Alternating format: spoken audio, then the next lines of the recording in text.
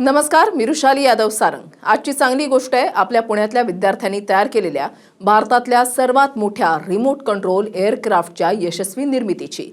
MIT art, design and technology विद्यापीठाच्या विद्यार्थ्यांनी project Garuda अंतर्गत घेतलेल्या या गरुड झेपेची दखल इंडिया बुक ऑफ रेकॉर्ड्स आणि आशिया बुक ऑफ रेकॉर्ड्सनं सुद्धा घेतली आहे। या विमानाची रचना अत्यंत अत्याधुनिक तंत्रज्ञानाचा वापर करून तयार करण्यात आली आहे। एरोस्पेस इंजिनिअरिंगच्या विद्यार्थ्यांनी एकत्र येत अहोरात्र मेहनत करून हे विमान विकसित केलंय।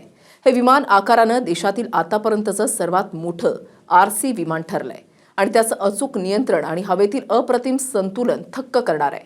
हे रिमोट कंट्रोल एअरक्राफ्ट नाविन्यतेचं प्रतीक आहे। आपल्या महाराष्ट्रामधल्या मातीमधल्या विद्यार्थ्यांनी देशातल्या सर्वात मोठ्या मानवरहित विमानाची यशस्वी रचना आणि यशस्वी उड्डाण करून संपूर्ण देशाचं लक्ष वेधून घेतलंय।